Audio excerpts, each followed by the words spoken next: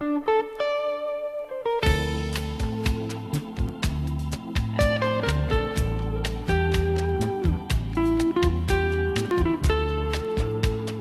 organizado.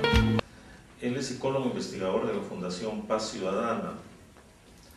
Es docente de la Universidad del Desarrollo, miembro de la Mesa Técnica de Expertos en Violencia en el ámbito escolar y es autor de numerosos trabajos, libros, algunos de los cuales pueden encontrarlos en la página web del observatorio, que nos hemos permitido bajar para poder facilitar información sobre el tema. Así que lo dejo a Jorge con ustedes.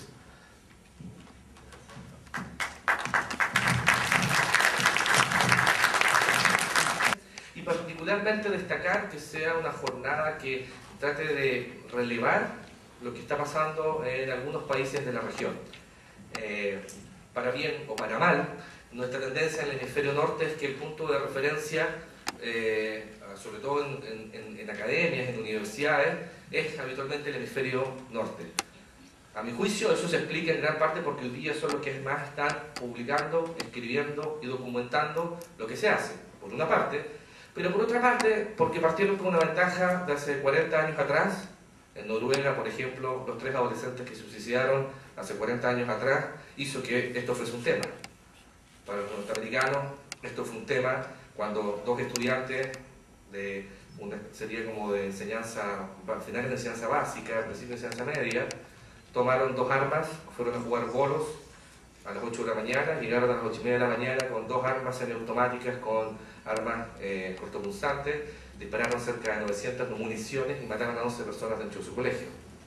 Y así podríamos seguir viendo ejemplos en distintas partes del mundo, como esto fue transformándose en un tema, que partió mucho antes. En el caso nuestro, y lo que yo hoy día voy a compartir con ustedes, va a estar circunscrito a lo que es la experiencia chilena, que es la que más conozco porque es donde trabajo habitualmente, pero lo que me va a interesar poder transmitir hoy día es producto de una revisión más formal, menos informal, de distintas estrategias de prevención o de intervención o de promoción que nos permitan ir alimentando e ir descubriendo algunos aspectos clave que hoy día podrían orientar nuestro trabajo en materias de prevención y promoción en estos temas. Es decir, la mala noticia es que todavía creo que estamos escribiendo poco, pero la buena noticia es que hoy día sí podemos contar con algunos ejemplos. Y no son muy distintos necesariamente de ejemplos que vemos en el hemisferio norte. Quizás la diferencia está en la intensidad, en el grado de recursos involucrados, pero quiero ver el vaso medio lleno y apuesto porque en el mediano plazo cada vez más sean los ejemplos de la región los que den cuenta hoy día de buenas prácticas en materias de prevención e intervención. Eso como introducción de lo que es mi ponencia. Ese es el título, que es como un título que es un rimbombante, pero es más sencillo.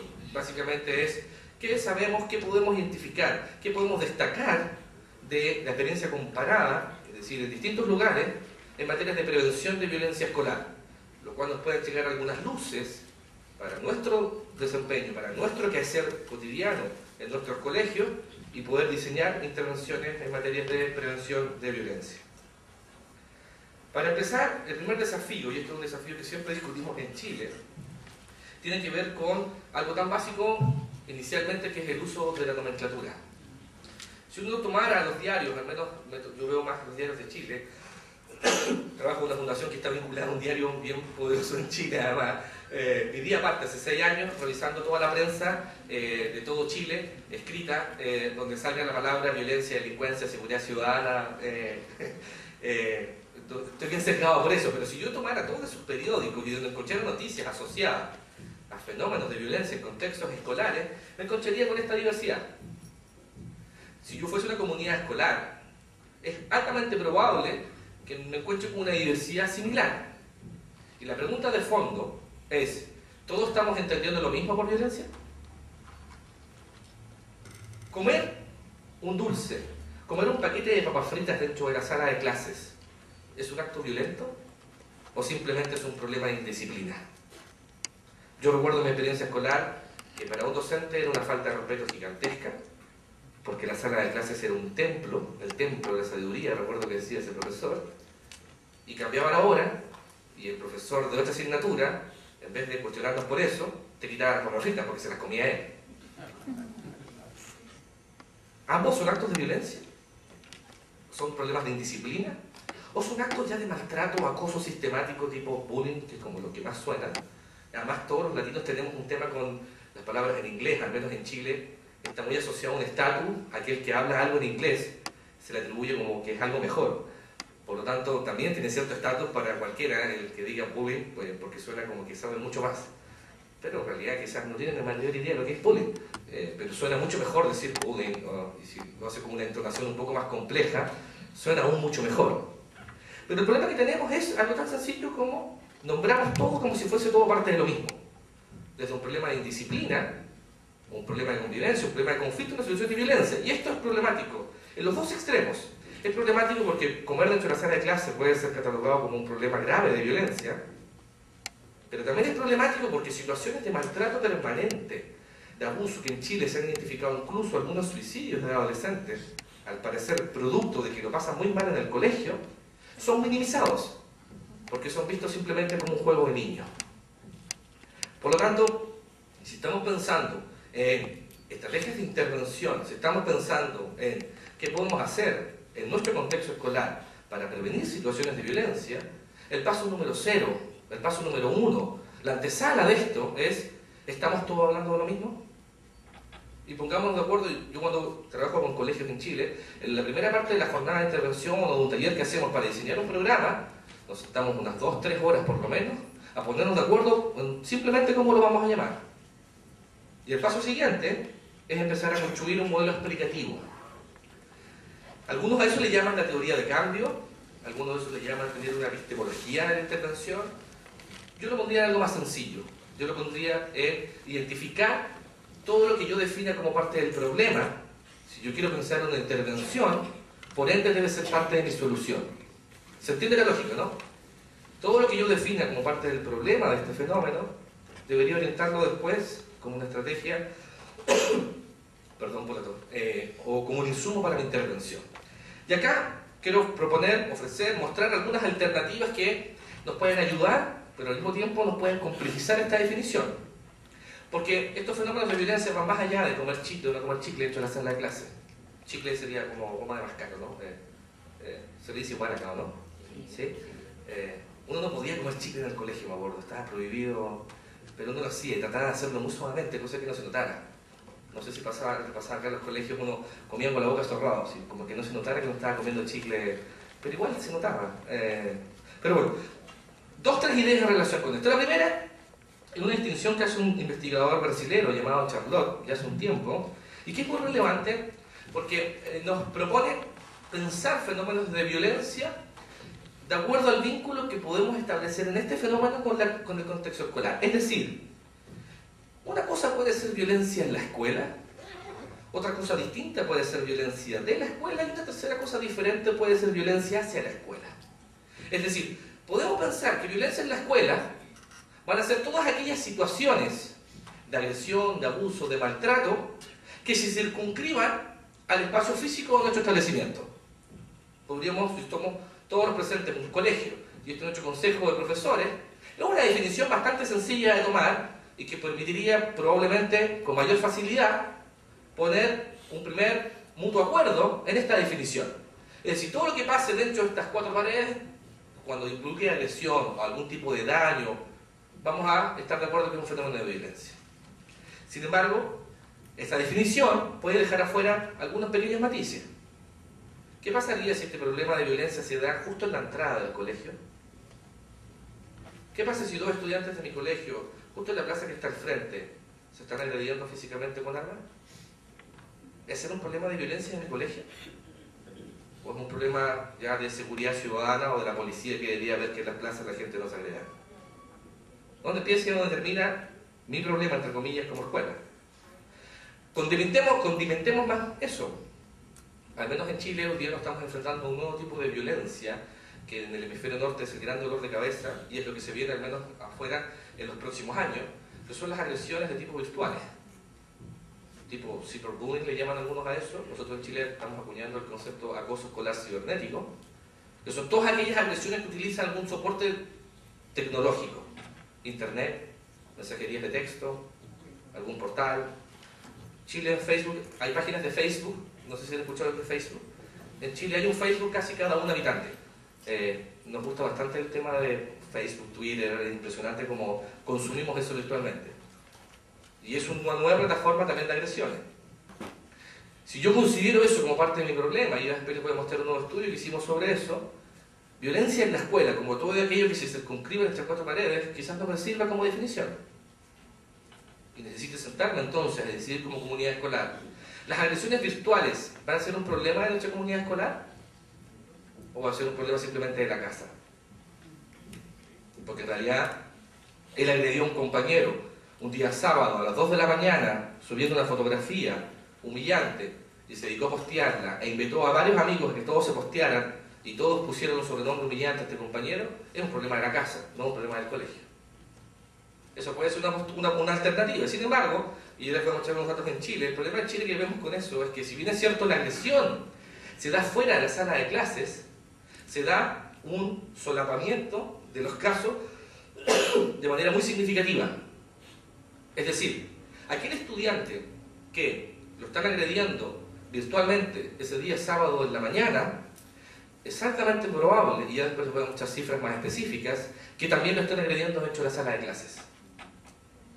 Si bien es una agresión virtual, una agresión más invisible, es una agresión finalmente que va dirigida al mismo actor que yo estoy agrediendo dentro de la sala de clases. Y después les voy a mostrar las cifras en Chile, que es impresionante. Eso es una alternativa de definición. Una segunda alternativa de definición, que es la más delicada, en términos de que nos obliga un poco a mirarnos a nosotros mismos, es hablar de violencia de la escuela. Y es que esto responde a producciones que hicieron sociólogos, particularmente en Francia. Había un grupo que probablemente Alejandro después cuente más, y que son, yo diría a nivel internacional, uno de los pioneros en la generación de conocimiento en estos temas, en donde cuestiona la idea una de escuela como una entidad segura en sí misma y hasta qué punto la escuela puede ser un actor que genere muchas situaciones de violencia. Y ahí hablan de lo que es el famoso currículum oculto o algunas prácticas de abuso o maltrato invisible de la misma comunidad escolar hacia los alumnos, en donde ya no es un problema de los estudiantes, y eso es muy interesante mirarlo. ¿El fenómeno de violencia es un problema entre estudiantes? Que puede ser, si yo soy en la escuela 1, decir, no, eso es nuestro problema, así yo entiendo la violencia, es un problema entre estudiantes.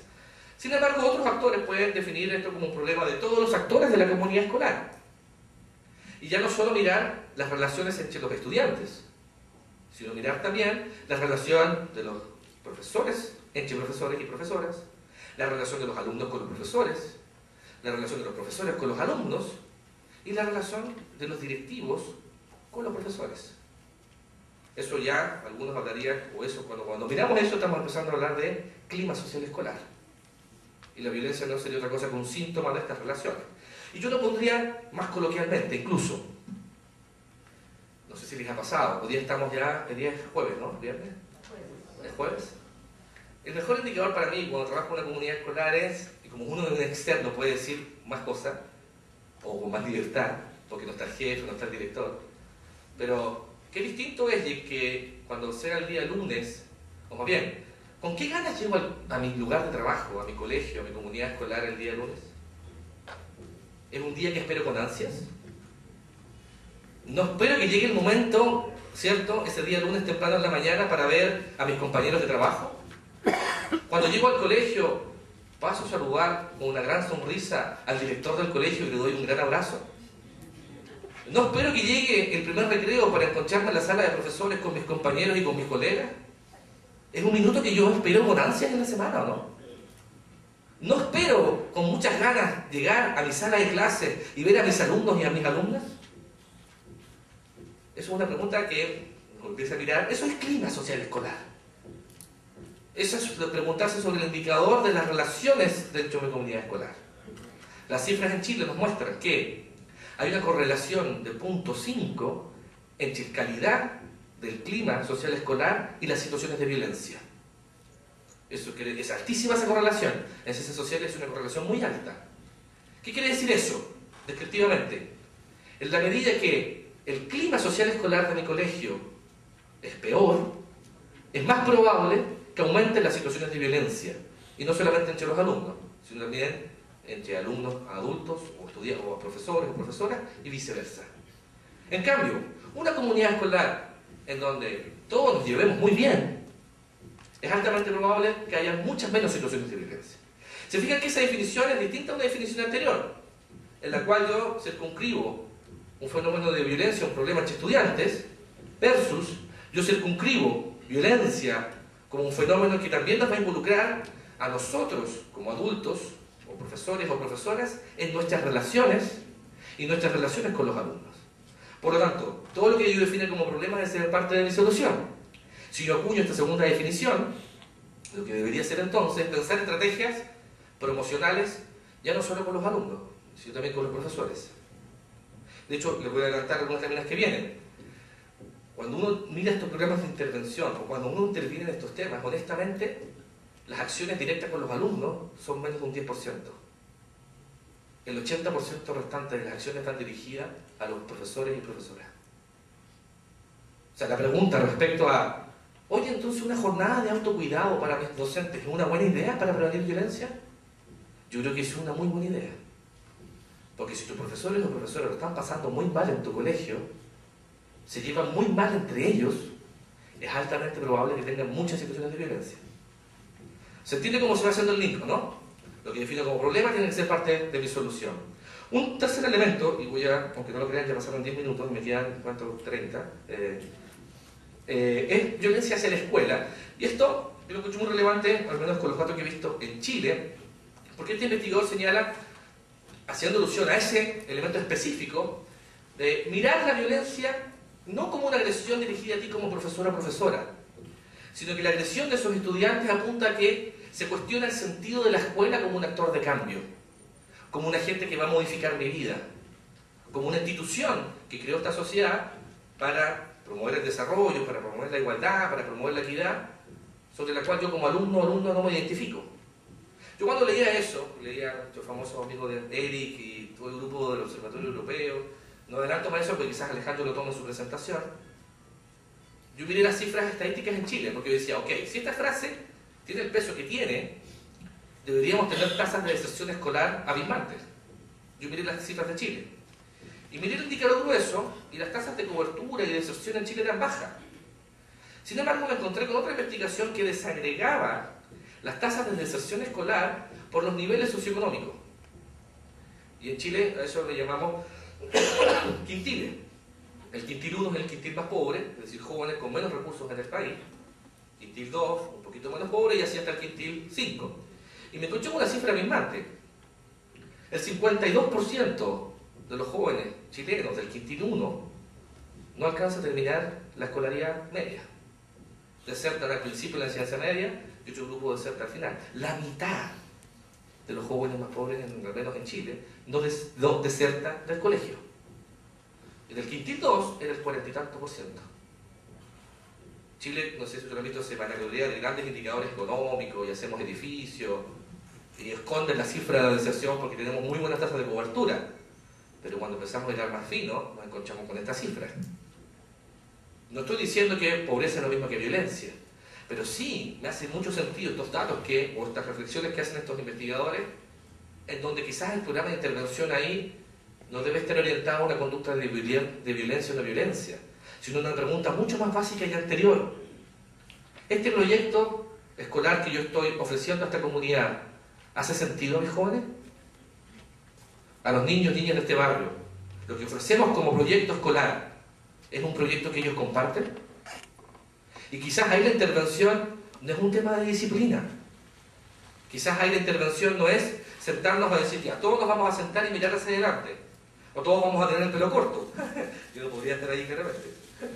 O que vienen de un colegio muy disciplinado, de curitas, que nos retaba siempre. En cambio, probablemente, mi proyecto de intervención ahí de violencia es mucho más básico y anterior. Es, mis alumnos y alumnas, ¿le encuentran sentido a mi proyecto escolar? ¿Se sienten parte de este proyecto de comunidad escolar? Eso se llama sentido de pertenencia. Los gringos le dicen a eso bonding. En la medida que hay mayor vínculo con la comunidad escolar, hay menos situaciones de violencia. También hay una correlación muy alta en relación con eso. Por lo tanto, puede ser otra referencia. Voy a ir un poquito más rápido porque nos quedan otras láminas y creo que pueden ser más interesantes que lo que he dicho hasta ahora. Una segunda distinción, eso sí quiero mencionarla, es la violencia en relación con el acoso. ¿Por qué? Al menos en Chile, como les mencionaba, se mezcla todo y al menos hay dos grandes distinciones que a mi juicio hay que hacer entre violencia escolar, ya sea en la escuela o de la escuela, y acoso escolar o bullying. Vamos a traducir bullying como un fenómeno de acoso escolar o matonaje, y la diferencia más radical, al menos de los estudios que hemos hecho en Chile y algunos estudios que hemos visto en otras partes, tiene que ver con el uso del poder. La bidireccionalidad de la agresión. Acoso escolar es una agresión un poco más unidireccional versus violencia escolar, que es algo de tipo bidireccional. Lo pongo en términos relativos, porque los últimos estudios, de los últimos 10 años, han incluso relativizado lo estático de la relación en acoso escolar. Es decir, cada vez es más difícil encontrar la víctima pura, o el agresor puro, tipo Nelson de los Simpsons, o un Milhouse de los Simpsons. Todos son victimarios y víctimas, pero van cambiando y se van alternando los roles. Yo les voy a mostrar un poquito más de eso en las láminas que vienen después. ¿Por qué? Porque los primeros estudios de acoso escolar,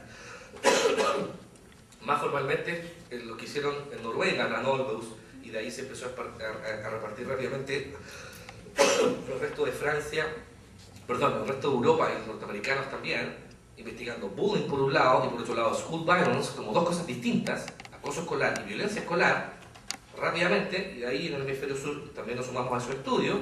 Los primeros modelos hablaban de esto, y tomando referencia a lo que hemos dicho, todo lo que yo definía como problema de ser parte de mi solución, los primeros modelos miraban esto muy psicológicamente además. A ver, ¿qué es lo que explica? Y que era en parte entendible. Contextualicémoslo a cómo parte esto. Los noruegos parten investigando esto porque 3 adolescentes se suicidan.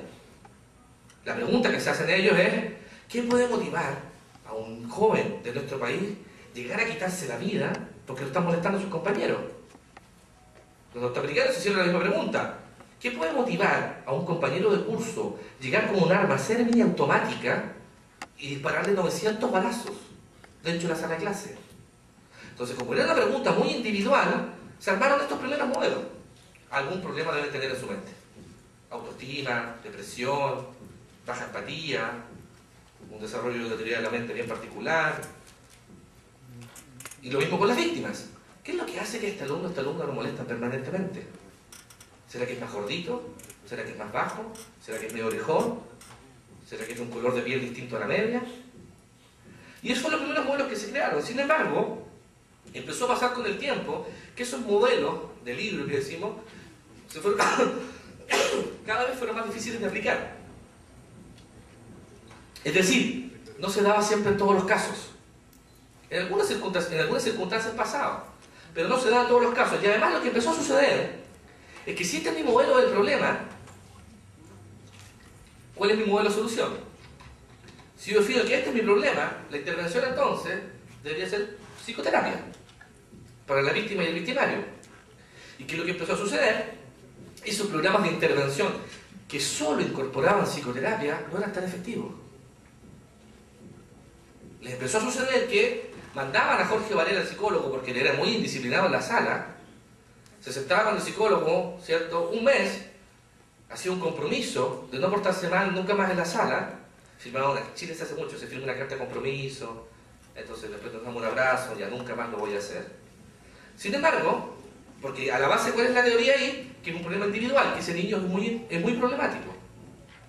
Entonces se hace ese compromiso con el niño, sin embargo, ese niño vuelve a la misma sala de clases de la cual fue expulsado. Y se empezó a ver que en gran parte lo que explicaba la conducta de ese niño no era que él fuese un niño problemático, sino que era influenciado por el entorno, por el grupo de pares, por sus compañeros de curso, por su relación con el profesor, y en realidad él se portaba mal, o era indisciplinado, porque no quería estar en clases de matemática. Y él sabía que si empezaba a molestar a ese profesor de matemática, a los 5 minutos él lo iba a echar de la sala. Entonces, te estoy molestando, estoy siendo violento en el colegio, no porque sea antisocial, sino porque en realidad me quiero ir de la sala, porque estoy aburrido. Y me porto mal dentro de la sala para poder salir. O empiezo a molestar al resto, a mis compañeros, porque es algo que me hace ser muy popular dentro de mis pares. Y me entrega un estatus, es decir, un ranking dentro de mi grupo, el hecho de ser el más violento. el más abusivo, el maltratador. En fin, lo que estoy mostrando coloquialmente son los famosos modelos más ecológicos, comprensivos, que empezaron a encontrar que lo que más predecía las situaciones de violencia no eran las variables individuales, ni siquiera la violencia en la sociedad, sino que metían todos estos elementos en una regresión, todas influyen, pero las que más pesaban tenían que ver con el grupo de pares. Es decir, el grupo en gran parte controla la conducta del mismo grupo. Voy a saltarme esa. La segunda temática, cuando pensamos, lo primero que quise mostrar fue, cuando pensamos en intervenir, es muy importante tener una teoría de cambio. Es muy importante explicitar lo que yo entiendo como violencia. Y eso es lo que va a empezar a marcar nuestra ruta de navegación para intervenir en un contexto escolar. Lo segundo es algo que en el hemisferio sur, creo yo, vamos caminando cada vez con más fuerza, todavía nos falta mucho, es que tenemos muy buenas ideas. De hecho, yo me tocó participar en una sistematización para el RID, y nos encontramos con muchas experiencias en América Latina preciosas, pero que contaban con muy poco soporte empírico de evaluación, en donde no sabíamos cuáles eran los resultados que obtenían todas estas intervenciones. Estoy hablando de América Latina y el Caribe. Cientos de programas de intervención. Pero cuando llegamos a la parte final era, bueno, ¿y cuáles fueron sus resultados? No, nos fue súper bien. Ya, pero mejoraron convivencia, mejoró el aprendizaje, bajaron los indicadores de violencia. Ah, no sé, pues porque no los medí. Pero yo le pregunté a la gente si les gustó lo que hicimos y todos dijeron que sí, que lo pasaron súper bien. Ya, porque eso es un indicador de satisfacción del usuario. Eso no es un indicador de efectividad de tu intervención. Y al menos en Chile nos pasa muchísimo, que en esto se interviene mucho. Muchos colegios trabajan mucho estos temas. Sin embargo, son muy escasos los indicadores que nos permitan decir, llevo 3 años trabajando en esto, y esta es la fotografía del día 1, y esta es la fotografía del día 2. No hay mayor información. Yo lo pongo como referente en estos temas cuando un docente es experto, por ejemplo, en evaluación de aprendizaje. ¿Por qué se evalúan los aprendizajes de nuestros niños? ¿Porque somos sádicos? ¿Porque nos gusta que sufran cuando decimos, ya, saquen una hoja, prueba sorpresa? ¿Por qué hacemos una evaluación? Hacemos una evaluación para saber si es que se sabe, si nuestros alumnos saben lo que esperamos que sepan. Estos temas de violencia y convivencia son el hermano pobre siempre. Deberían tener el mismo estatus y el mismo referente. ¿Por qué uno aplica una encuesta de violencia o de convivencia? Para saber de qué envergadura puedo tener un problema en relación con esto. Para saber cómo se reparte o se distribuye la curva. Para saber, ¿se concentra esto en algunos cursos? ¿Se concentra esto en alguna edad?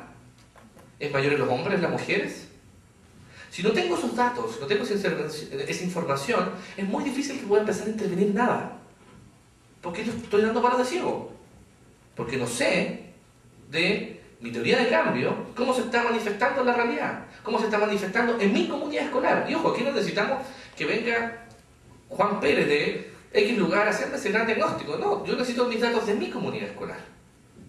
En Chile miramos encuestas, o también podemos mirar lo que allá llamamos el libro de inspectoría, que son las situaciones de disciplina, que se anotan.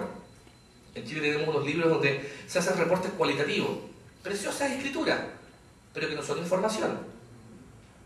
¿Cuál es el problema de conducta más frecuente de tu colegio? ¿Lo sabemos? ¿A qué hora del día se presenta? ¿En qué lugar del colegio se da? ¿En el patio? ¿En cuál patio? ¿El 1? ¿El 3? ¿Es en las entradas, en las mañanas, donde tengo la mitad de mis problemas de conducta? ¿Es en el quinto básico, donde tengo la mitad de los problemas de conducta de la básica?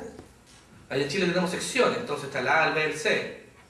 ¿Son los mismos niveles en el letra A, B o C? ¿O son distintos? Y eso no está pensado para castigar a ese profesor. Eso está pensado porque si la mitad de mis problemas de conducta vienen de 2 cursos, es altamente probable que necesite invertir más recursos en ese grupo que me explica más parte del problema. ¿Se entiende la lógica, no?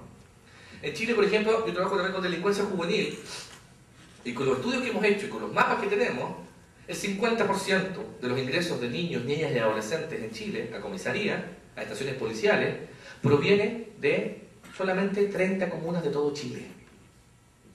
Es decir, no es un problema de Chile de la delincuencia juvenil. El 50% de esto se focaliza en 33 comunas, que serían acá como distritos. Ni siquiera son los distritos, son barrios, porque hemos hecho mapas con las direcciones. Ni siquiera son barrios, son manzanas y cuadras. ¿De qué me sirve eso? No me sirve para ponerlo en el diario y estereotipar ese grupo. Ese dato me sirve porque yo como autoridad lo que debería hacer entonces ahí es triplicar los recursos que voy a destinar a ese territorio, porque ese grupo me está explicando la mayor parte del problema. ¿Se entiende la lógica, no? Aquí, a mi juicio, apostamos lo mismo. Entonces, cuando hablamos de violencia escolar tenemos un primer problema, que es que no tenemos antecedentes con respecto a la efectividad de esto. Y ojo, los norteamericanos y los europeos tampoco tanto. Acá, por ejemplo, mostramos un estudio que hizo Aldous años atrás, en donde el mismo de estudios en intervenciones en Europa y en Estados Unidos, solo un 10% de todos estos programas que ellos tenían había sido efectivo para prevenir acoso escolar. La diferencia es que hoy día con mucha fuerza se está instalando una apuesta de certificar las intervenciones que funcionan. De hecho, en Europa, en Inglaterra, tengo un amigo que hace un doctorado en investigación social, los centros están compitiendo por cuál centro certifica la intervención social más efectiva. Entonces uno saca un estudio sobre un programa, otro saca un estudio sobre el estudio de ese programa para desacreditar esa evaluación, para ellos vender otra mejor evaluación. Nosotros estamos 20 años atrás, que yo creo que el camino es el correcto en el sentido de ¿qué? De que esto involucra recursos, no solamente económicos. Esto involucra una apuesta que hacemos como comunidad escolar. Por lo tanto, es muy relevante para nosotros mismos poder saber si lo que estamos haciendo está orientado hacia un buen resultado. ¿Estamos logrando lo que queríamos lograr? Ese día, lunes en la mañana, ¿es un día en el cual todos llegamos más contentos al colegio? ¿O no? ¿Es igual? ¿O es peor? Otro ejemplo, otro análisis que hicieron, en este caso los norteamericanos, el Estado le pagó a un investigador que se llama Lawrence Sherman una millonada de dólares para que investigara los distintos programas sociales de prevención en Estados Unidos que tenían un efecto en prevenir la delincuencia. Y él lo agrupó en programas que estaban dirigidos en familia, programas que estaban dirigidos en iniciación temprana o por los primeros años de vida, programas de violencia en el contexto escolar, programas comunitarios.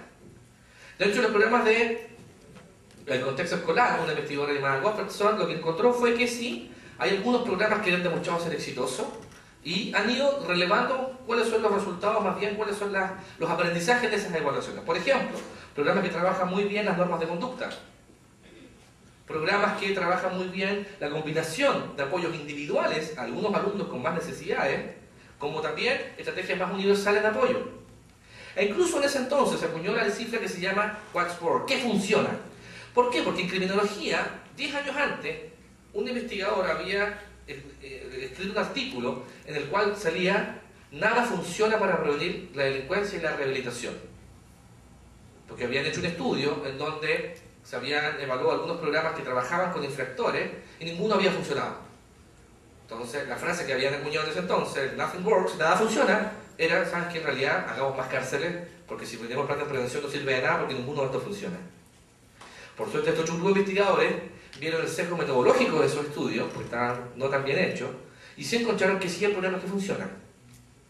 Y hoy día más o menos sabemos o creemos saber qué tienen en común esos programas que funcionan. Voy a pasar esta rapidito, entiendo que estas diapositivas van a quedar acá, o si no yo se las puedo mandar por correo, no hay problema.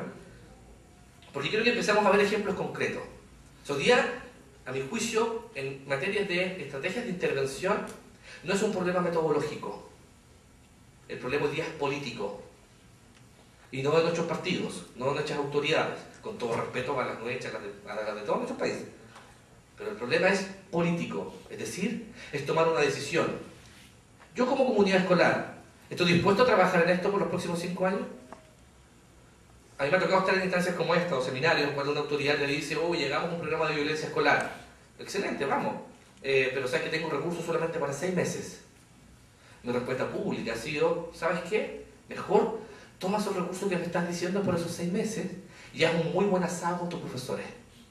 Prende el carbón, compra mucha carne y hagan una muy buena fiesta. Eso va a tener mucho más efecto que tratar de montar un programa de intervención en 6 meses.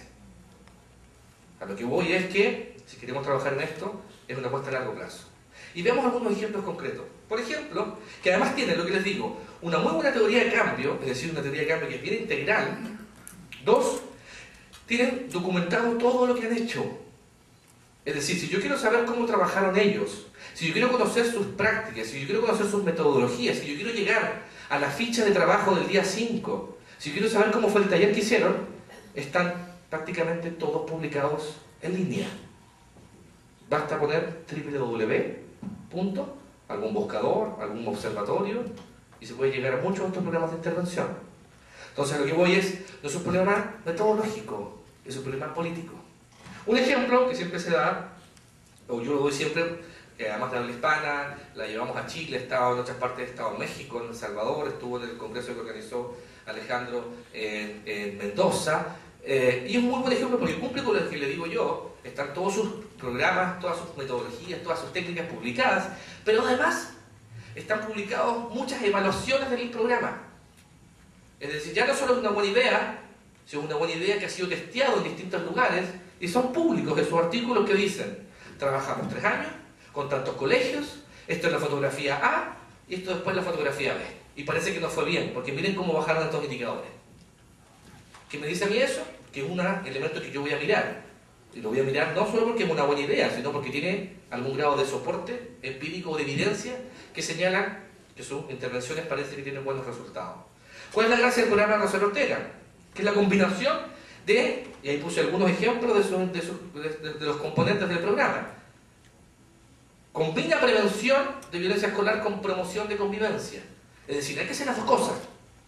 No es o violencia o convivencia. Necesitamos promover estrategias que promuevan la convivencia escolar, por ejemplo, el clima, por ejemplo, la salud mental de mis profesores, por ejemplo, la infraestructura, por ejemplo, los incentivos, pero además tenemos que regular cuando se presentan situaciones de violencia.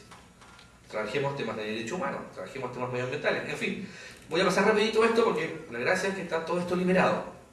Si aquí hay internet, el que puede poner un computador, ponga Rosario Ortega, programa, sabe, y descargan ese mismo libro de 300 páginas. Otro ejemplo, aquí hay que pagar un poquito más porque los noruegos no han liberado esto tan públicamente, pero yo les puedo contar muy brevemente. El programa de Olweus en Noruega, si no es el más evaluado con mejores resultados, es uno de los top 5 en el mundo, que se caracteriza básicamente por que el programa de Olweus lo que hace finalmente es un programa anti-bullying, anti-violencia, anti-acoso escolar. Lo que hace el programa de Olweus es instalar una cultura de intolerancia frente al maltrato o al abuso. ¿Qué quiere decir eso? Cambia la cultura escolar a tal forma que se traduce en algo que no se tolera que alguien abuse de nadie. Si un alumno humilla a otro alumno dentro de la sala de clase, yo paro esa clase y le pregunto: ¿qué te da el derecho a ti de humillar a tu compañero? ¿Quién tiene el derecho en nuestro colegio de humillar a otra persona? ¿Quién tiene el derecho? Que alguien me explique, por favor, ¿cuál es el derecho que un alumno puede tener para decirle a otro guatón, chico, feo, tal por cual? ¿Quién tiene ese derecho? ¿Quién se puede abogar al derecho a humillar a otra persona? Eso, como frase cliché, lo instalan dentro del colegio como un discurso, como un cambio cultural. Y si se fijan, responde a la misma premisa que vimos antes. Es el grupo el que controla al grupo. Es el mismo grupo el que dice: oye, pero es súper desubicado lo que estáis haciendo, porque nadie tiene el derecho de abusar de nadie. Eso como frase lo instalo. ¿Cómo lo instalo? ¿Cómo lo instalan ellos? Te hacen un trabajo con las normas de convivencia muy explícito y con unas reglas bien claras. Acá no se tolera el acoso escolar. Acá no se permite que nadie abuse de nadie. Acá no se permiten las humillaciones. Y hacen un reglamento de convivencia bien sencillo, bien específico, mucho más corto. No es un libro de 100 páginas. Son 5 normas, 7 normas, no más que eso. Pero esas normas las trabajan todas las semanas. Todas las semanas hay actividades en las cuales se están recordando estas normas de convivencia. Lo que se le critica al programa de Olweus es que es muy cognitivo, eso sí, que desconoce algunos elementos más socioafectivos. Pero, por otro lado, las evaluaciones que tiene este programa son, ya se las quisiera cualquier otro programa de intervención. Junto con eso, hace una intervención a nivel de sala de clases, individual y comunitario. Es decir, replican esta intervención con estas normas de convivencia en distintos niveles. ¿Ya? Estoy haciendo un resumen. Si alguien quiere más del programa de Olweus, yo le puedo mandar cosas que están en español. Casi todo está en inglés, pero no tenemos algunos materiales que ya están traducidos. Vámonos a Estados Unidos. Otro programa que yo miro harto porque trabajo con él más directamente y porque lo validamos nosotros en Chile, es un programa que se llama Positive Behavior Support, que nosotros lo traducimos, aunque suena un poco raro, apoyo positivo a los estudiantes, pero no es la mejor traducción. ¿Por qué? Porque es un programa que combina prevención de violencia escolar con convivencia escolar. ¿Cuál es la gracia que tiene? Aquí vamos a empezar a ver cosas comunes también. Es un programa que utiliza ese triángulo que está ahí, que lo que trata de metaforizar es la combinación de la prevención universal, secundaria y terciaria. ¿Qué quiere decir eso? Yo voy a montar estrategias que promuevan convivencia, que prevengan universalmente violencia, que intervengan con algunos grupos más selectos, violencia, prevención secundaria, y que de manera intensiva trabajen intensamente con algunos estudiantes que requieren más apoyo, prevención terciaria. Bien, la distinción del mundo de la salud, de epidemiología, es la misma, con la cual yo articulo mis estrategias de intervención dentro de mi colegio, con estos dispositivos. O otra distinción que utilizan ellos es, háganlo entonces a nivel escolar, de todo el colegio, dentro de la sala de clases, con la familia, y a nivel individual con los estudiantes. Es otra distinción que se utiliza. Ellos trabajan fuertemente modificando la noción de disciplina, con lo que se llaman las expectativas de conducta. Yo se los voy a contar después del modelo que hicimos nosotros en Chile. Vámonos a América Latina, vámonos a Colombia. El programa Aulas en Paz ganó hace 2 años atrás un concurso que organizó el BID en América Latina con programas de prevención con evidencia de impacto. Yo no conozco otro en la región que tenga los resultados empíricos que tiene este programa que respondan a lo que ya les he dicho, que esté publicado, que estén liberados los manuales. O sea, si yo quiero saber si este programa tiene buenos resultados, puedo llegar a todos esos artículos científicos donde dicen cómo lo hicieron, cómo lo evaluaron y qué resultados obtuvieron.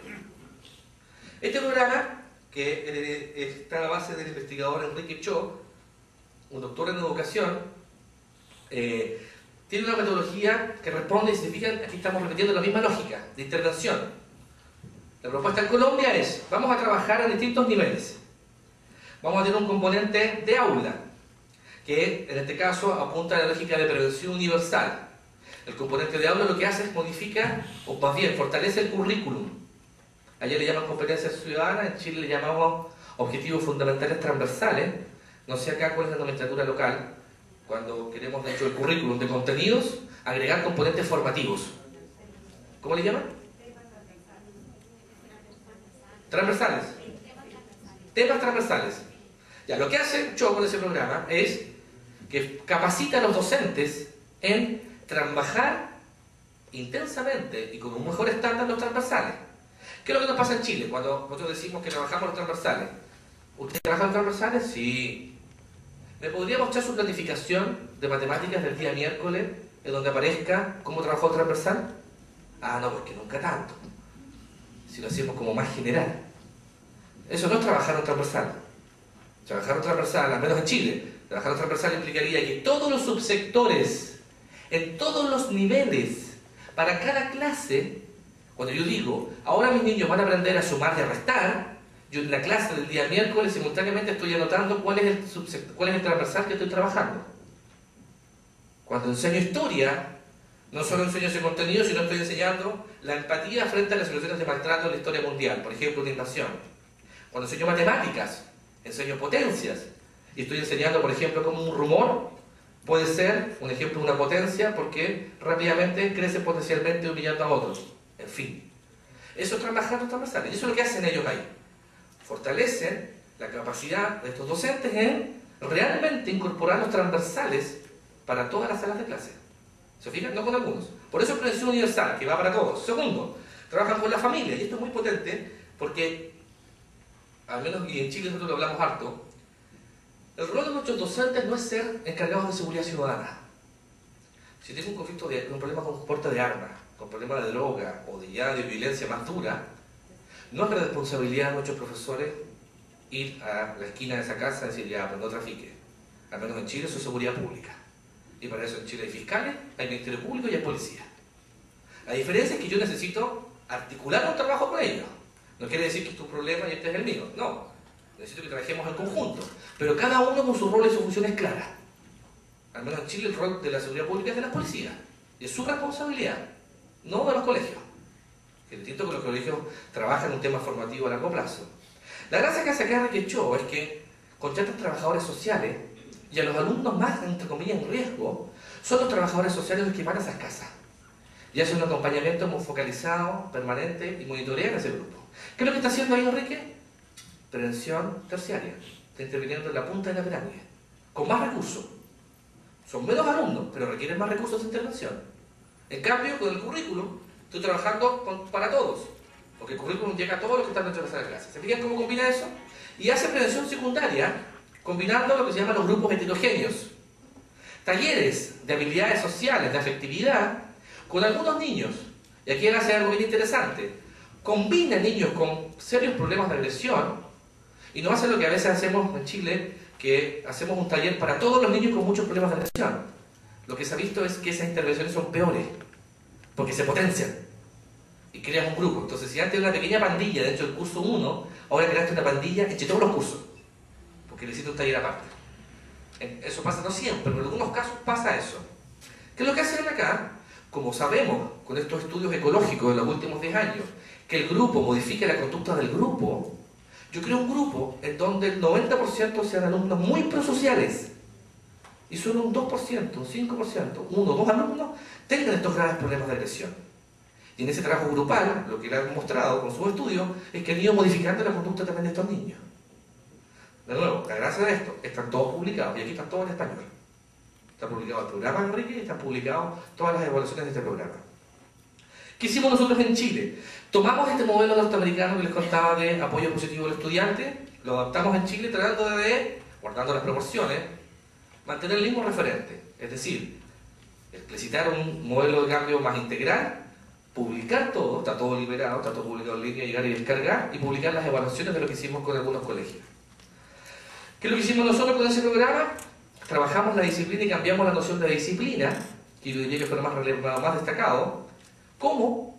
Cuando hablamos de disciplina, por ejemplo, si yo le preguntara a ustedes como profesores y profesoras, y nos pasaba en los colegios, ¿cómo les gustaría que fuesen sus alumnos dentro de la sala de clase? La respuesta era que no peleen. No le estoy preguntando cómo uno quiere que no sean, le estoy preguntando cómo quiere que sí sean. Ah, ya, que no molesten. No le estoy preguntando cómo no quiere que no sean, cómo sí quiere que sean. Ah, ya, que no coman, que no le roben la colación, que no. Nos demoramos 2 o 3 meses en cambiar esa noción de disciplina centrado en lo que no quiero de mis alumnos, versus el discurso, en la pregunta de un proyecto educativo que es otra, que es cuál es el perfil de mi alumno. Y la pregunta es, ¿cómo quieres que sean tus alumnos? Ah, respetuosos, tolerantes, diversos, responsables. Perfecto. El trabajo posterior era después un quilombo más o menos, porque todos entendíamos un alumno respetuoso de distintas formas. Pero había una metodología bien sencilla que utilizábamos, después tendremos más tiempo en el taller de contar con más detalle esa metodología, de cómo trabajar eso específicamente. Pero se fijan, cambiaba la disciplina. 2, mejorábamos el espacio físico. La noción, la teoría de cambio es que acá la conducta también se explica por el lugar que habito. Los colores, los espacios, la luz, el tamaño, modifica mi conducta. Y eso también nos interveníamos nosotros dentro de los colegios y mejorábamos el espacio físico situacional, se llamaba, y la forma de supervisarlo. Voy a ir muy rápidamente porque ya se me acabó el tiempo. Y finalmente teníamos un sistema de información. Por lo tanto, habiendo visto algunas teorías de cambio, habiendo visto algunos programas concretos con todas sus evaluaciones publicadas y algunas otras evaluaciones que no se las voy a contar ahora para resumirlas, tenemos algún grado de información sobre qué funciona y qué no funciona, o más bien, qué luces necesitamos, o qué luces conocemos, o qué luces han demostrado, ¿cierto?, que nos deberían dar un buen camino. Y que es la gracia de la ciencia en estos casos, pues no solamente que estas cosas se publiquen para... Lo que pasa a veces con algunas universidades que escriben para ellos mismos. Entonces entre ellos escriben y se critican su trabajo. Pero si eso no lo conoce la gente, si no se conoce, no tienen ciencia pública, a mi juicio no sirve de nada. La gracia de esto es que se han ido cada vez conociendo más algunos elementos claves. Ojo, tampoco es un manual. No existe el tip, no existe el manual de cortapalos que diga ya, toma, aquí está, tiene problemas de violencia, tome. Compre el libro por solo 99 soles y tendrá la solución a sus problemas. No existe eso tampoco. Pero sí hay ¿cierto? Algunos elementos claves que sabemos de las experiencias latinoamericanas, de experiencias europeas. Me faltó mucho el ejemplo de Australia, de Finlandia, es decir, de muchos otros lugares que nos dicen cosas como esta. Combine promoción y prevención. Una intervención que dure 6 meses no sirve de nada. Si quiere hacerlo por 6 meses, haga un muy buen asado. Lo van a pasar mejor. O compren un regalo muy bonito a su profesor a final de año. Eso va a decidir tanto más que querer montar un programa en 6 meses. Cuando hablamos de programas de intervención de esta naturaleza, estamos hablando de 3, 5 años de intervención. Por eso, como digo yo, es una decisión política. Y si lo quieren ver como más bonito, así se ve más bonito.